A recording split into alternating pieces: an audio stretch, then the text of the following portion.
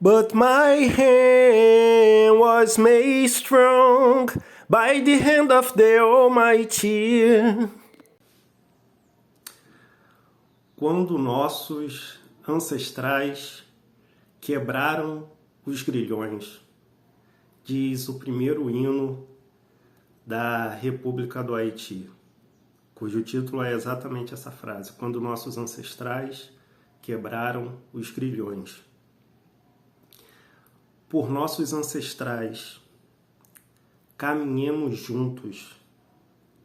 Nosso passado clama, tenham uma alma forte, diz o atual hino da República do Haiti, a Dessaliniana, em memória do Jean-Jacques Dessalines, que foi o primeiro governante do Haiti independente. Ele sucedeu o Toussaint Louverture, que foi o líder durante o processo revolucionário. O Toussaint Louverture foi capturado durante a luta revolucionária. O Jean-Jacques Dessalines assumiu o comando do movimento. O Haiti se tornou independente, era conhecido como a colônia francesa de São Domingos, e após a independência se tornou a República do Haiti, e o Jean-Jacques Dessalines, que assumiu a luta ali na parte final, se tornou o primeiro governante então da República do Haiti. E o hino atual tem o nome de Dessaliniana, é chamado de Dessaliniana em memória do Jean-Jacques Dessalines, embora o Toussaint Louverture seja, na maior parte das vezes, considerado a principal liderança da Revolução do Haiti, que eu apresentei para vocês nos primeiros vídeos, falando sobre o que é a história, a Revolução do Haiti como o significado maior do que a história, E um hino nacional, ele tem esse papel de ser símbolo de uma nação, dos valores que aquela nação cultua, defende, O hino brasileiro, ele é apontado muitas vezes como o mais belo do mundo, Tem uma letra realmente muito, muito bonita, uma poética muito bonita, a letra do hino nacional brasileiro. Mas no que diz respeito à atuação das lideranças da independência do Brasil, essa beleza poética ela não representa essas lideranças, ela representa muito mais o povo brasileiro. Esse sim não foge à luta, esse daí é guerreiro, não foge à luta, mas as nossas lideranças elas deixam a desejar em relação ao hino. As lideranças da Revolução do Haiti, elas, como diz alguns historiadores que eu consultei, vou citar aqui nome a nome daqui um pouco, elas também são seres humanos igual a nós, têm defeitos, mas o processo revolucionário e o fato do povo do Haiti ver sua cara, suas características representadas nas suas instituições, Quem está à frente da política da República do Haiti são os descendentes dos africanos. Então o povo do Haiti se vê representado nas instituições políticas, nos espaços de fala. Então, nesse sentido, o hino nacional do Haiti, ele faz jus à sua elite, que tem defeitos, como nós humanos temos defeitos, mas pelo menos enquanto luta revolucionária, a elite política do Haiti faz jus ao hino, principalmente os revolucionários ali do Haiti.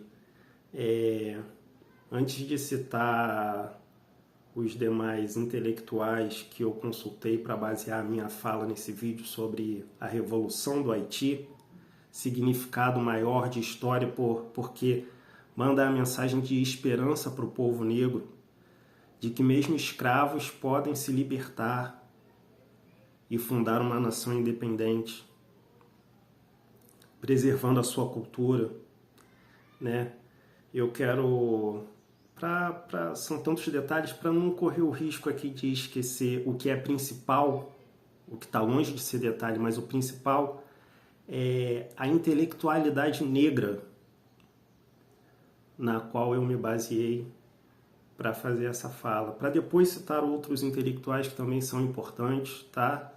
Mas citar a intelectualidade negra e a importância de se poder contar com intelectuais negros, falando de um movimento liderado por negros, né? Então, em primeiro lugar, eu quero falar da letra desse hino, do significado desse hino, do significado da Revolução do Haiti, das suas lideranças, né? Toussaint Louverture, Jean-Jacques Dessalines, Henri Christophe, Alexandre Pétion, Vincent Auger, que também estão em uma versão do hino atual do Haiti, sendo lembrados, né? Eu quero citar a intelectualidade negra. Eu quero citar o Saloma Salomão, historiador. Eu quero citar a Catiúcia Ribeiro, filósofa. E eu quero citar o Cyril James, que escreveu Os Jacobinos Negros, livro no qual eu me baseio para esse vídeo. Eu quero falar desses intelectuais comparando esses intelectuais com o Toussaint Louverture, que foi escravo até os 45 anos, entende? Mas teve a oportunidade de uma educação acima da média para que um escravo recebia. Não só no Haiti, mas regra comum, era negada a educação, e o Toussaint Louverture teve acesso a um nível educacional bem acima da média do que um escravo recebia. Eu quero falar do Cyril James, autor de origem, ele é de Trinidad, que também teve, o autor negro, que também teve vamos dizer assim, esse privilégio de uma educação acima da média que os seus conterrâneos ali tinham a possibilidade de receber, né? E eu quero citar a Catiúcia Ribeiro, quando ela fala no encontro que teve em São Paulo, Negritudes, quando ela cita o papel descolonizador da educação. Por isso é importante citar essa fala de uma intelectual negra. O papel descolonizador que a educação pode ter. E teve no caso do Toussaint Louverture e no caso do Cyril James. Porque uma das coisas que o Cyril James aponta sobre o Toussaint Louverture é que não só ele, Cyril, mas o coronel, desculpa o francês, né? Nemours é um coronel haitiano com quem o Cyril, à época da escrita desse livro, né, 1938, ele se encontrou com esse coronel haitiano no Haiti. Esse coronel, ele escreveu uma história militar da Revolução do Haiti, explicando ali em pormenores para o Cyril, e o Cyril ficou convencido, né, pelo entusiasmo desse coronel Nemours, que o Toussaint Louverture, no período ali de 1789 a 1815, né, é o período da Revolução Francesa, queda da Bastilha até a queda do Napoleão Bonaparte. Nesse período, com tantos homens assim notáveis, com tantas grandes figuras, ele entende, e o Cyril acaba concordando com ele, que, com exceção do próprio Napoleão Bonaparte, o Toussaint Louverture foi ali o homem mais notável desse período histórico, né? E a possibilidade dele ter uma educação acima da média foi decisiva para isso, para o desenvolvimento das suas capacidades estratégicas durante a Revolução. Mas esses autores, o Cyril James e agora sim outros autores que eu cito aqui, o historiador o Alexandre Marcuse, o Wesley Santana, o Paulo Nicole Ramires, o Luiz Geraldo Silva, que se eu tiver errado em relação ao nome do Luiz Geraldo, vocês consultem matéria feita pela BBC, digita aí Revolução do Haiti, aí aparece a matéria da BBC e feita com entrevistas concedidas por esses cientistas sociais que são aí historiadores e antropólogos, sociólogos, que eu chequei na plataforma Lattes, tá? Tudo ok. E eles falam exatamente sobre essa questão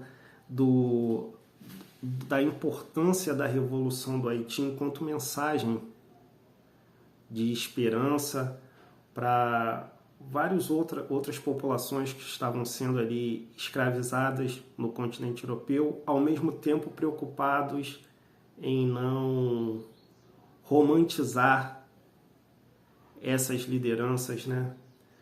Porque após ali a vitória da Revolução do Haiti, não só o Toussaint Louverture, mas os Jean-Jacques Dessalines, eles elaboraram projetos políticos que mantinham a grande lavoura exportadora e o trabalho assalariado. A maioria da população exerceria trabalho assalariado ou forçado, algo que levou também a divergências e ao assassinato do Jean-Jacques Dessalines pelo Alexandre Pétion e Henri Christophe. Havia divergências, havia não só política, mas também entre as lideranças negras, africanas, e a classe e o que seria conhecido ali como grupo dos mulatos, já mestiços, né?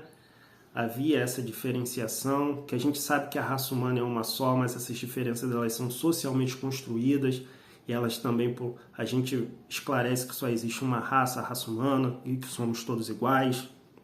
E, de novo, a Revolução do Haiti prova isso, somos todos iguais, todos capazes, né? Esses intelectuais que eu citei, a Catiúcia Ribeiro, o Cyril James, o Saloma Salomão, temos uma intelectualidade negra aqui no Brasil e no mundo que comprova que a superioridade racial do homem branco é só um mito. Mas esses autores que eu cito, Alexandre Marcuse e os outros nomes aqui que eu citei dessa matéria da BBC, eles falam também para não romantizar, porque houveram limitações a essa revolução, e é importante frisar isso, destacar os pontos positivos, né, magníficos que a revolução, heróicas que a Revolução do Haiti teve, já por mandar essa mensagem de esperança para outras populações que estavam sendo escravizadas, mas sem também romantizá-los e apresentá-los aqui como isentos de defeitos, tá? Então, por isso é importante a importância de citar essa intelectualidade negra e a fala desses outros historiadores. Eu quero citar de novo a Catiúcia Ribeiro, que além de falar do papel descolonizador, libertador da educação, e ela também acusa a precarização, os ataques que a educação sofre aqui no Brasil e em vários outros países, como um projeto político de dominação, que ao negar uma educação, você nega a possibilidade de um novo Toussaint, ou você dificulta a possibilidade de um novo Toussaint Louverture, de um novo Cyril James, ou Catiúcia Ribeiro, ou Saloma Salomão, que são aí provas da capacidade intelectual do nosso povo negro, né? Então ela acusa os ataques à educação como uma estratégia política de dominação, mas ela também cita, e aí eu volto para o hino, né? São muitos detalhes, por isso que eu cito o mais importante, que é citar esses intelectuais e a importância deles, que é o principal aqui do vídeo, é a importância da Revolução do Haiti. Que aí a gente volta diante dessa fala para o hino, né? Por nossos antepassados caminhemos juntos. E a Catiúcia Ribeiro, eu cito de novo, ela fala, o futuro está na ancestralidade, né? O hino diz, por nossos ancestrais caminhemos juntos. O nosso passado clama, tenham uma alma forte. E a Catiúcia Ribeiro, nesse encontro Negritudes, ela fala, intelectual negra, ela fala, o futuro está na ancestralidade, e o Haiti entendeu isso muito bem, não é? Porque são os descendentes dessa ancestralidade que estão ocupando o poder no Haiti até hoje. E essa ancestralidade se vê representada no poder. Eu falei no último vídeo de uma historiografia tradicional, eurocêntrica, que falava muito mais de acordo com o pensamento do século XIX, onde o escravismo colonial, onde o escravismo estava no auge. Essa historiografia falava muito mais para agradar as elites. E falei de uma reação a essa historiografia, que entende, em primeiro lugar, que a história ela tem um papel político e ela fala de política, mas de uma política que não está restrita às elites. E que todos nós temos a capacidade de fazer política. E isso já fala de novo em diálogo com a Revolução do Haiti e com as falas dos intelectuais negros que eu citei, né? O papel libertador da educação e da história, não é? E o Cyril James, ele também fala nesse sentido. Ele apresenta, na apresentação da obra dele, ele fala que os historiadores antigos, eles escreviam muito bem, eles falavam muito bem, com muita poética, porque eles enxergavam muito pouco. O que ele quer dizer com enxergavam muito pouco?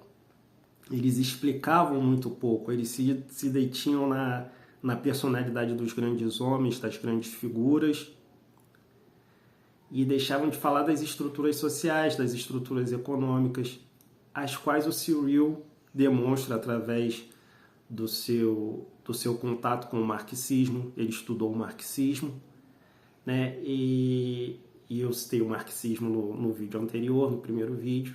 Então ele fala que é preciso considerar as estruturas sociais, as necessidades econômicas do meio, as necessidades sociais daquele contexto, daquele evento, que condicionam em grande parte a atuação dos homens, né? Então ele já mostra esse conhecimento do marxismo e do que seria a nova história, ou dessa reação contra essa historiografia tradicional que se detém nas elites.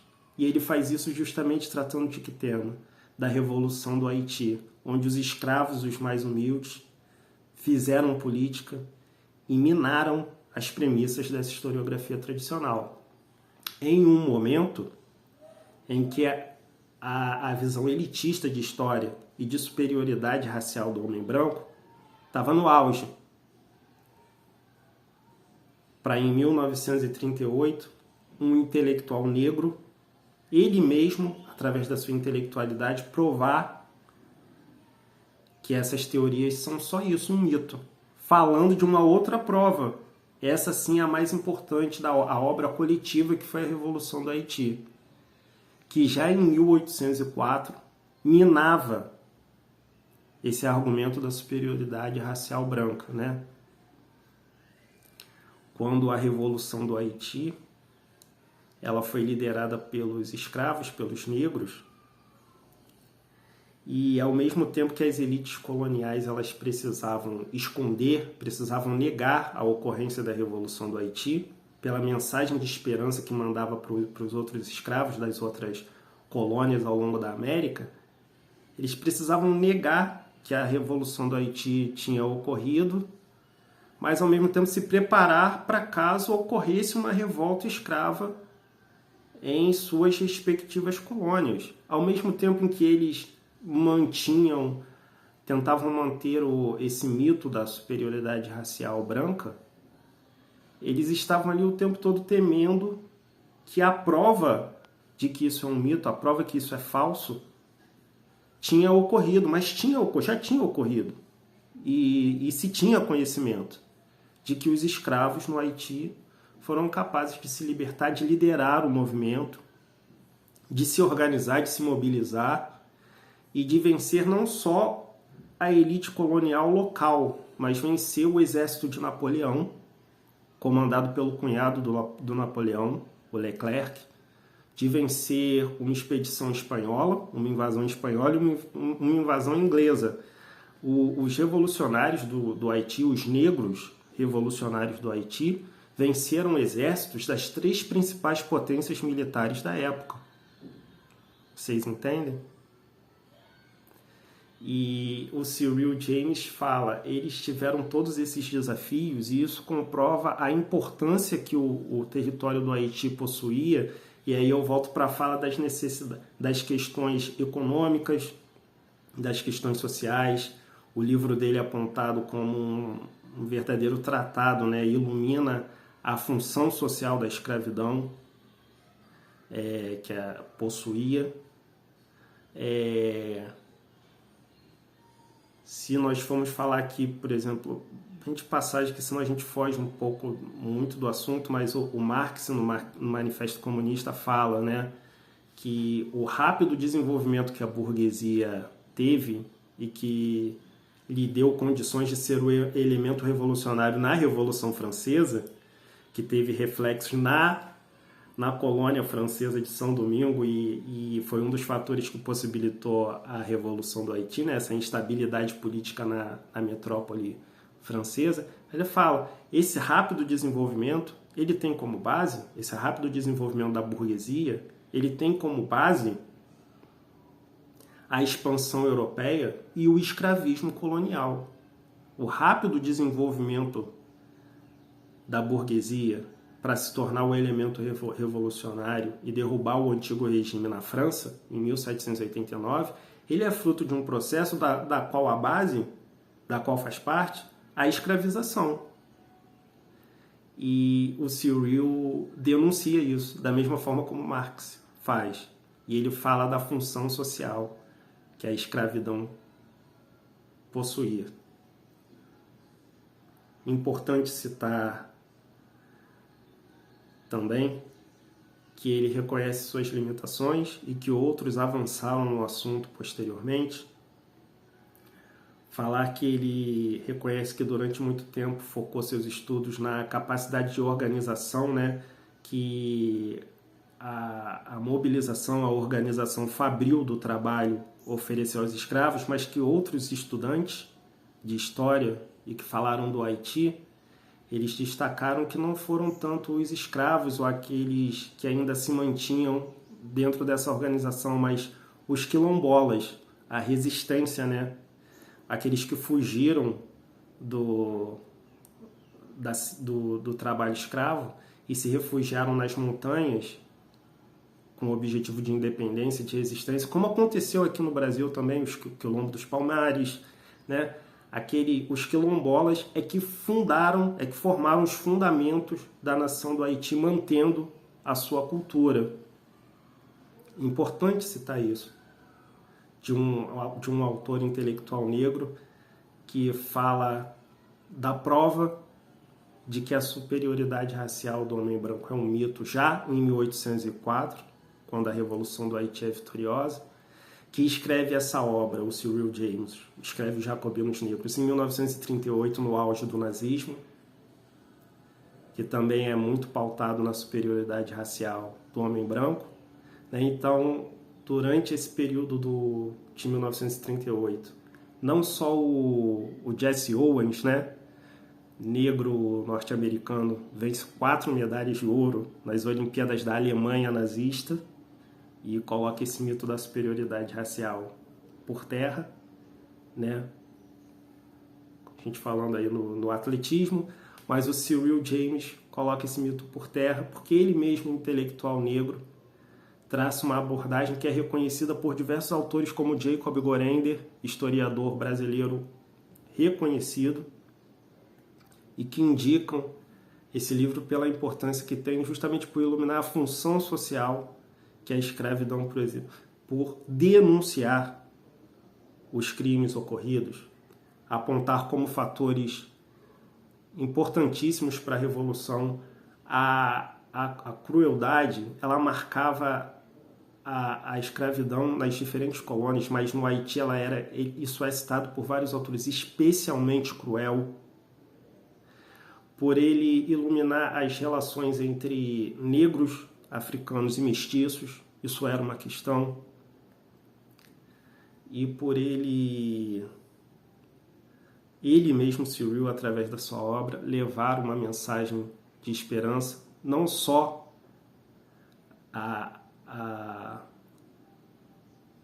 não só a mensagem que a Revolução do Haiti levou aos demais povos que eram escravizados, né? Mas a figura do Toussaint Louverture e dos demais revolucionários e a própria obra do Cyril James, escrita em 1938, eles são rememorados nos movimentos de descolonização da África na década de 50, 60 em diante.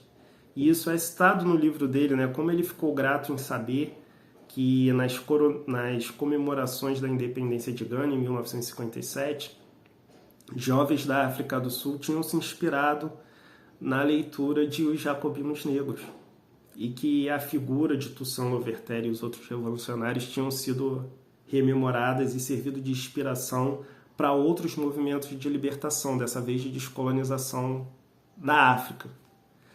E é citado também a importância desse livro. Ele cita que o livro, né, ele diz que isso fica mais claro nas 3 últimas páginas, o foco do livro não é o Caribe, onde fica o Haiti, mas a África. Né? É uma mensagem muito forte, e por isso eu sempre retomo a importância de intelectuais negros, das lideranças negras, fazerem a história e se entenderem capazes de fazer história, como é a mensagem que a Revolução do Haiti passa. Porque no Brasil, né, o nosso Brasil, o Brasil foi o contrário do Haiti, né? O Brasil mantém a monarquia como a saída mais conservadora para garantir os interesses, para garantir a unidade territorial e os interesses dos senhores de escravos, senhores escravistas. A monarquia iria oferecer. Eu falo disso com mais detalhe num vídeo propriamente sobre a história do Brasil, mas a monarquia seria o elo central entre as diferentes províncias do Brasil. E seria um elemento de estabilidade política para manter a unidade territorial e os interesses dos senhores de escravos. O Brasil não à toa, né, tão preocupado com a repercussão que teve a Revolução do Haiti, ou da própria Revolução Francesa, cujo medo, né, o período do terror, o medo, forjou o pensamento político da nossa elite, né? O Brasil foi o último país, né, a abolir a escravidão. E fez isso de uma forma lenta, gradual, como essa expressão lenta, gradual aparece muitas vezes no nosso vocabulário político. E o José Murilo de Carvalho, que eu também li, né, ele apresenta o José Bonifácio, grande nome da independência, que falava contra a escravidão, fez uma representação, escreveu uma representação à Assembleia Constituinte em 1823, que não foi apresentada porque a Assembleia foi dissolvida, mas foi publicada na França e está no site do Senado, que vocês podem acessar, a Biblioteca Digital do Senado Federal, onde está essa representação, onde o José Bonifácio defende o fim da escravidão. E, de fato, ele cita vários artigos, né, 32 artigos, onde ele propõe melhorias nas condições de vida dos escravos e tal. Mas ele cita um trecho que tem a ver com a Revolução do Haiti, o que eu estou tratando aqui, esse medo que a Revolução do Haiti gerou nas elites, ele cita mais ou menos assim, se o mal, senhores, se o mal já está feito, não o pioremos, mantendo e aumentando o número desses inimigos domésticos no nosso país. Quem seriam os inimigos domésticos? Os escravos, né? Que nada tenho que perder, antes tudo que ganhar, com uma revolução como a que aconteceu em São Domingos. Então, ao mesmo tempo em que as elites políticas elas ficavam se preocupando em negar a capacidade dos escravos, nos debates políticos, o medo e a consciência da capacidade de organização dos escravos estava sempre presente. Ao mesmo tempo que eles negavam, queriam criar um esquecimento, não fala sobre isso, isso é impensável, né? Não pode acontecer, não vamos falar sobre isso. Mas ao mesmo tempo nos debates, e vamos negar, vamos dizer que eles são pessoas inferiores, que não têm a mesma capacidade política, mas ao mesmo tempo estavam ali se preocupando em bolar as maneiras de, lenta e gradualmente, emancipar os escravos, até para prevenir uma revolta, uma revolução nos moldes da que aconteceu no Haiti, com os próprios escravos liderando o movimento. Quer dizer, isso por si só é reconhecimento da capacidade de organização, de mobilização da população negra, né? A prova está aí. E isso está registrado, isso está disponível no Senado Federal. Entende? Havia a consciência por parte da elite. Eu quero voltar a falar então do Salomão, que fala o racismo ele surgiu como a necessidade ética moral do colonizador europeu de justificar algo que é injustificável, ou seja, o crime da escravidão, que não tem justificativa. Mas não é que a necessidade ética moral, eles não possuem ética, não possuem moral. É, na verdade, a necessidade de justificar para se parecer algo ético, para se parecer algo moral, quando não é, quando não tem como ser. E isso o Salomão ele deixa bem claro, algo injustificável.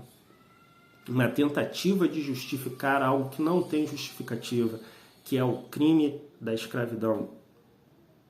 E nessa representação à Assembleia Constituinte, o José Bonifácio ele vai citando vários dos argumentos que eram utilizados e contestando esses argumentos, né?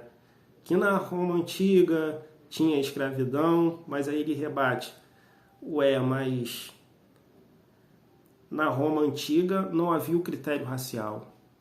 E na coleção antirracista, o comentário onde o Salomão faz esse comentário, são apresentadas essas diferenças, né? Na Roma Antiga, a escravidão não tinha esse caráter racial, como teve na América e no Brasil. Outra justificativa era a religiosidade, mas ele ataca que os próprios religiosos possuíam escravos. Entende?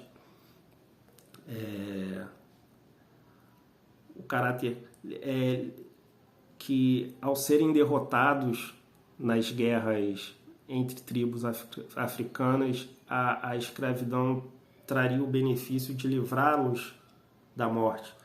Mas acho que um excelente argumento que o José Bonifácio fala e os filhos, os descendentes desses escravos que já nasceram aqui e que já eram forçados a seguir o cristianismo e já tinham sido livrados dessa possibilidade de serem mortos numa guerra lá, já estavam aqui sendo educados de acordo com de acordo com a religiosidade cristã. Qual foi o crime que eles cometeram? A guerra que eles perderam? Eles já conhecem, já é falado para eles do cristianismo. Por que continuar a ser escravos? Né? Nada além da cobiça.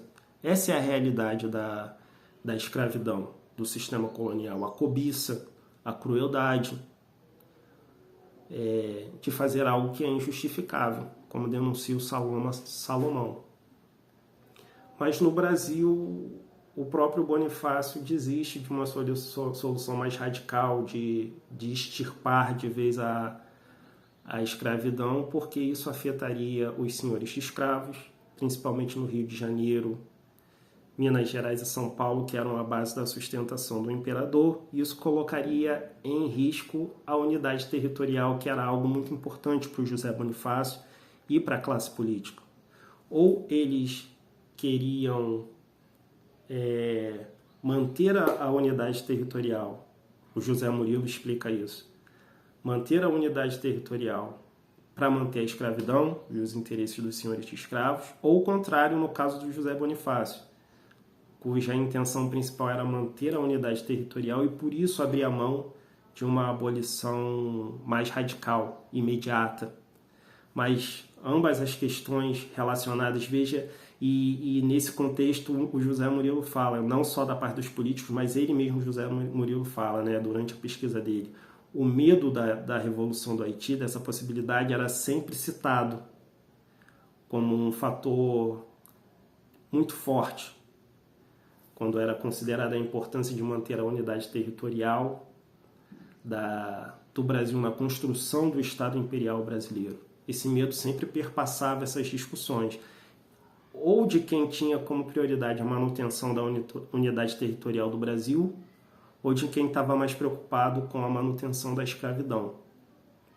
Mas estava ali relacionado, e aí por isso o medo ainda maior da Revolução do Haiti, de um país que, não na época dessa representação do José Bonifácio, mas um país que passaria em 1835 pela Revolta dos Malês, que é citada nesse documentário, né, o manual Coleção Antirracista, do qual participa Salomão e outras várias intelectualidades negras, mas um país que, aí sim, já na época do José Bonifácio, já durante o Império, né, possuía a maioria da população negra, né? E embora não na proporção que ocorreu no Haiti, né, mas um dos fatores que os estudiosos apontam como favorável à eclosão da Revolução do Haiti e o seu sucesso é o fato da maioria da população ser negra, né, escravizada, e no caso do Haiti, talvez a maior proporção da história, né, eram 10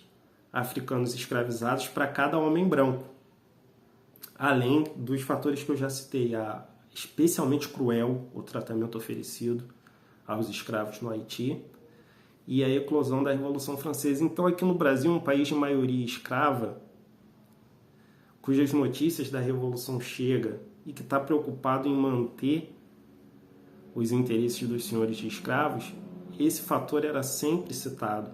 Até então, eu nunca tinha lido nada específico sobre a Revolução do Haiti e já tinha ouvido falar da Revolução do Haiti diversas vezes estudando a história do Brasil, para vocês terem ideia do quanto teve repercussão, não só no Brasil, mas em diversos países da América e inspirou movimentos de descolonização muito tempo depois na África, né?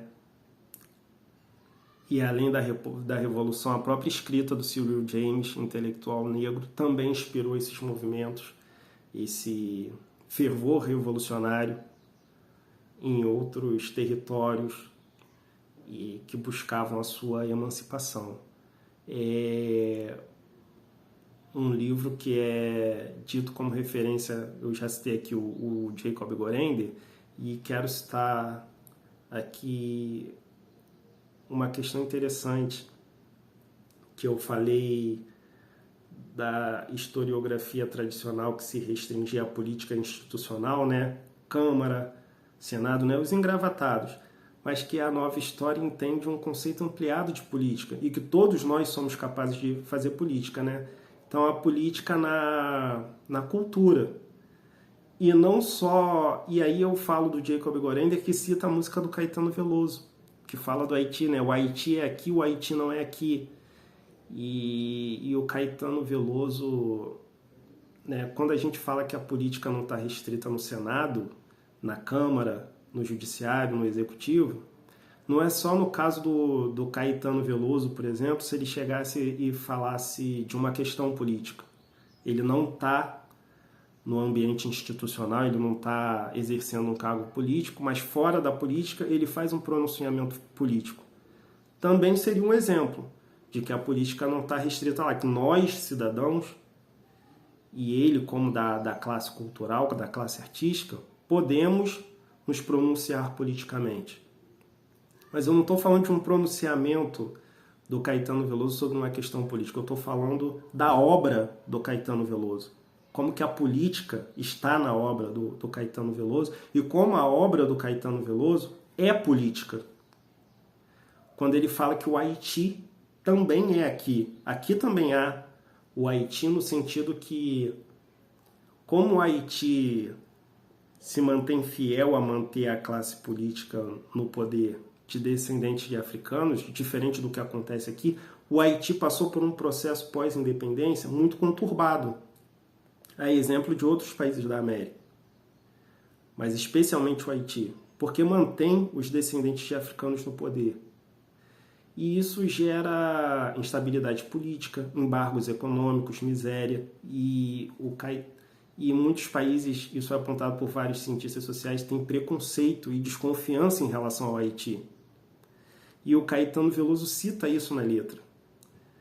Ele fala do tratamento que é oferecido aos negros aqui, ou mesmo a brancos, não é a mesma coisa, ele fala isso, mas que de tão pobres são tratados como, quase tratados como pretos, não é a mesma coisa, mas quase isso.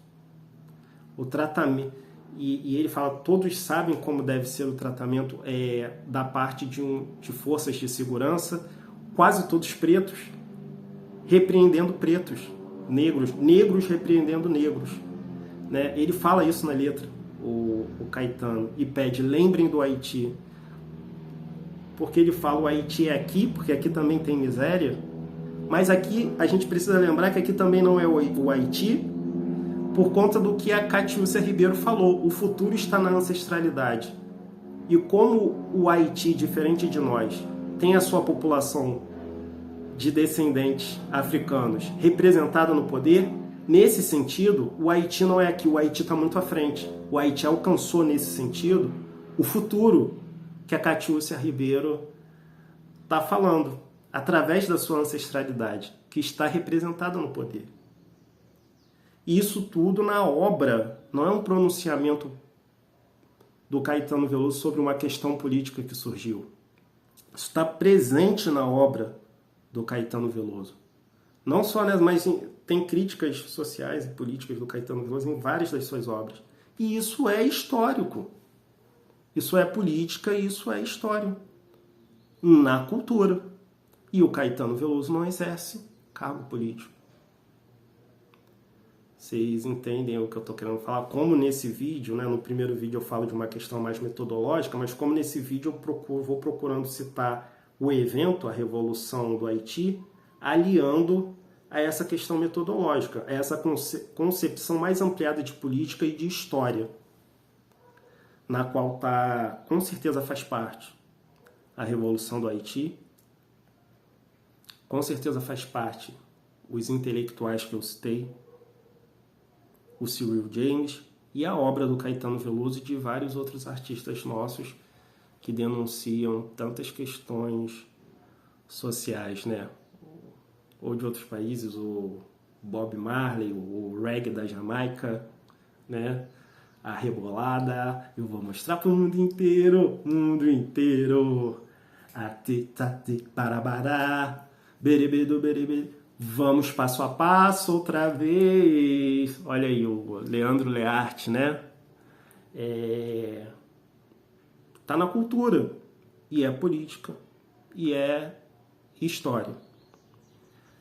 Tem que haver a consciência política de que todas essas questões que eu apontei do Haiti, o Haiti só elege um governante pela primeira vez através do voto na década de 90, e ele não consegue concluir o seu segundo mandato porque há uma guerra civil, um golpe de Estado. Em 2021, esse daí, o primeiro eleito, na década de 90 só na década de 90 é que um presidente do Haiti foi eleito pelo voto, democraticamente. E isso é marca de vários países. O processo conturbado, a instabilidade política, ditaduras. O Haiti passou por ditaduras, é exemplo do Brasil, de vários outros países da América, que tem esse passado, isso está ligado ao passado colonial, ao passado escravista. Não é à toa que esses países sofrem tantas interrupções nas suas democracias.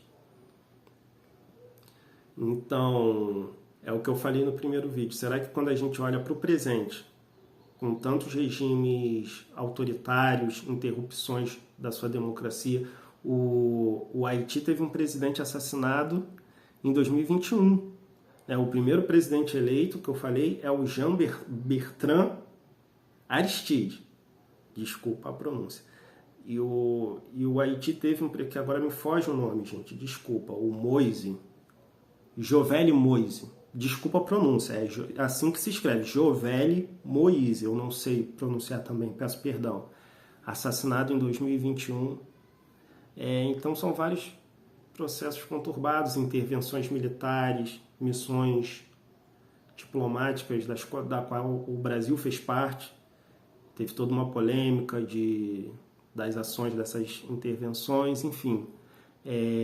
Quando a gente fala dessas questões, não só do Haiti, mas que ocorreram ao longo da história e no presente, em vários países da América Latina, principalmente.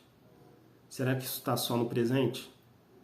E quando a gente fala do Haiti e outros países terem se libertado da escravidão, principalmente o Haiti, pela liderança do povo negro, depois de tanto tempo, e isso aí é marca comum, sendo marcados por uma lavoura de grande extensão, grandes plantações voltadas para exportação, grandes plantações voltadas para exportação e com base no trabalho escravo. Será que isso está só no passado?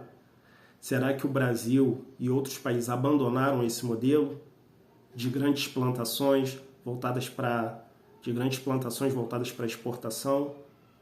Será que o Brasil quebrou esse comércio desigual? Será que o Brasil de fato é independente? Será que está valendo a pena para o Brasil não ser o Haiti, no sentido de ter a sua população, a cara real do Brasil representada nos espaços de poder, nos espaços de fala, se o Brasil também se mantém essa grande lavoura voltada para exportação e não quebra esse comércio desigual? Não há uma intervenção militar física no Brasil, uma presença militar. Mas será que o Brasil de fato se libertou desse comércio desigual? É uma pergunta assim que a resposta é não.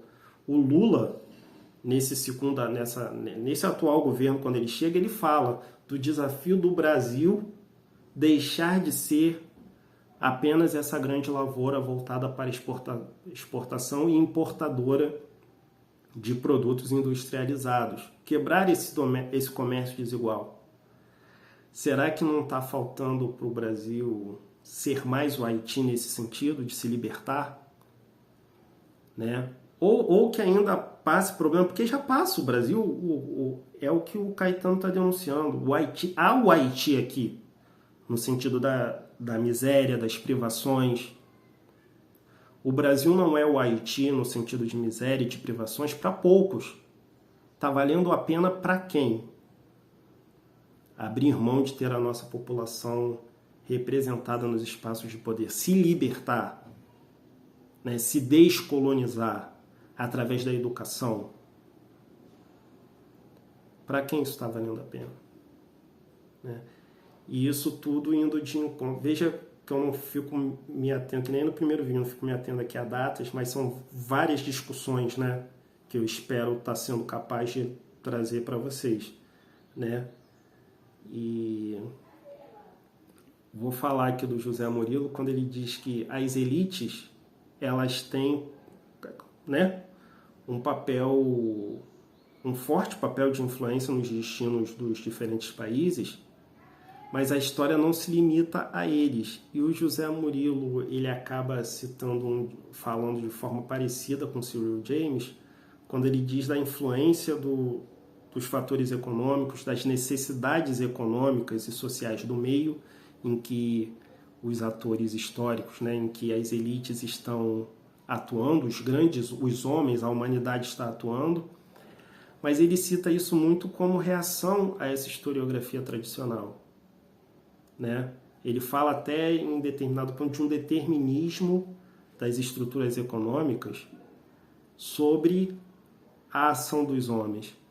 Mas isso não no sentido de ignorar que as elites, né, possuem influência política, ou que os homens têm uma capacidade de fazer política com certa liberdade a essas estruturas. Os homens, a humanidade, ou melhor dizendo, que inclui, né, os homens, mulheres, né, a humanidade, ela possui um certo grau de liberdade em relação às estruturas sociais, até porque tanto o José Murilo quanto o Cyril James e os demais intelectuais do marxismo, né, e das correntes posteriores dos análises, eles têm consciência de que essas estruturas sociais, elas são socialmente construídas e, portanto, elas são obra da humanidade. Quando o José Murilo fala dessa forma, da forte influência das estruturas sociais, inclusive sobre as elites, que, por outro lado, em determinados momentos não tem muita escolha no seu agir, ele está mais preocupado, e essa sim é a característica real da obra do José Murilo e do Cyril James, mais preocupado em esclarecer que a história não se limita às elites. Né? O Cyril James fala, grandes homens fazem sim história, eles têm uma liberdade de ação para agir, mas a história também, que as estruturas sociais, elas lhes proporcionam, lhes condicionam. Então existe um grau de liberdade para se falar ali da ação das elites, né? Nem o Cyril James, nem o José Murilo de Carvalho deixam de citar políticos. Cyril James cita Toussaint Louverture, Jean-Jacques Dessalines. O José Murilo cita o José Bonifácio, que eu falei aqui, está citado na obra do José Murilo. Ele cita a personalidade, as capacidades administrativas, mas vai muito além disso, mesmo quando ele vai falar das elites. Ele fala da formação intelectual enquanto classe, da carreira, e aí ele compara com a formação das elites em outros países e relaciona a formação dessas elites, a formação acadêmica dessas elites em outros países, com as respectivas, né, formações dos estados nacionais de cada país. Então, mesmo quando ele está falando das elites, isso parte para discussões mais amplas, que são as discussões que eu estou fazendo aqui. Ao invés de ficar falando da personalidade só daquele sujeito, né, ou só daquele pequeno grupo das elites, como se a história se restringisse a esse pequeno grupo. E não é. E é isso que eles esclarecem, tanto o Cyril James quanto o José Murilo. E nesse sentido eu quero retomar a obra do Cyril James, quando ele fala, quando ele deixa essa questão muito clara. Até 1938, quando ele escreve a sua obra, ele diz, poxa, parece que até aqui, até 1938, quem falou da Revolução do Haiti parece não ter notado que foram os escravos que fizeram a escravidão. Foram os escravos que fizeram a revolução. Foram os escravos que se libertaram. E por isso o Haiti se tornou aí logo a segunda república independente da América e o primeiro país a abolir a escravidão. A importância dos escravos, dos negros, terem tomado as rédeas da história em suas mãos, terem liderado o movimento e se libertado e se tornado uma nação independente. É o que está faltando aqui para o Brasil, ser o Haiti nesse sentido.